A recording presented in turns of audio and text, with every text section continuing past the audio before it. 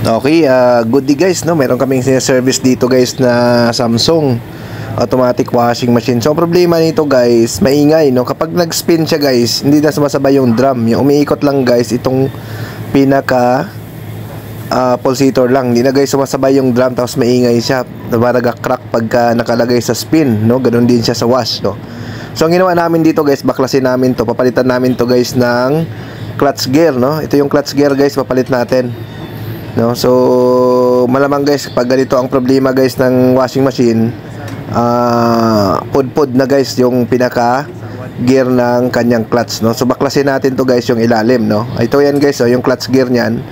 Yan, kadalasan napupudpud yan guys. Pag napupudpud yan guys, dumudulas na lang yan guys yung gear, no. So kaya ang mangyari, pulsator na lang yung iikot at yung drum hindi na sasabay, no. So, ang cost niyan guys, yung overload, no, mabigat na paglalaba, no, mabigat yung salang. So, ayan, binabaklas lang guys ng kasama natin yung pinaka-assembly ng motor, no, para mabuksan natin yung clutch gear ng gearbox, no. So, ayan. So, nandito tayo ngayon guys sa Silang, Cavite, no, sa boundary ng Carmona at saka Silang, dito tayo nag-service, no. So, ayan. So, babaklasin lang namin to guys, no. So ganun lang guys, kapag ma-encounter nyo na maingay yung washing, lalo na sa mga direct drive guys, tapos umiikot lang yung pinaka pulsator, yung drum hindi sumasabay, ang i-check nyo guys yung drain motor kung humihila. Kapag humihila naman yung drain motor guys, automatic ang may problema dyan yung kanyang clutch gear, no. So madali naman guys makita yung clutch gear na yan, no.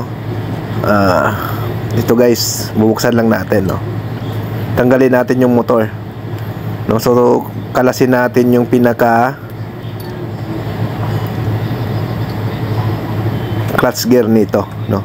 So pagka may nasira kayong gearbox guys ng mga, lalo na sa mga Samsung, huwag nyo itapon guys, kasi nga yung mga clutch gear niyan magagamit nyo yan. Kasi tulad nito guys, pag wala kang mabiling clutch gear nito, wala kasing mabibili niyan. So bibili ka talaga ng isang buo para makakuha ka ng gear ng isang clutch gear ng gearbox, no. So kung kayo ay technician, kunin nyo to yung mga gear ng clutch, no.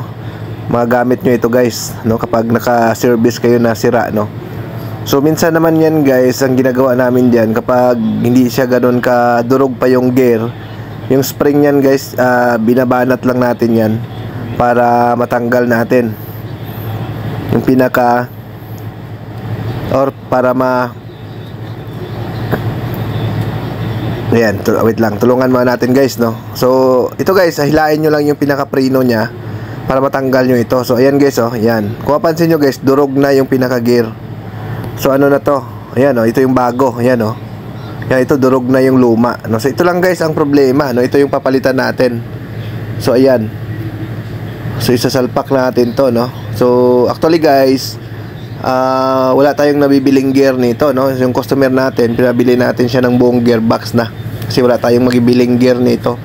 So buong gearbox na ang binili nila, pero dahil good pa yung gearbox nila, yun na lang muna ang ginamit natin, yung gearbox nila, no. So i-reserve na lang nila yung nabili nilang isang set, no, para dito. Kasi yung problema lang naman nito guys, yung clutch gear, no.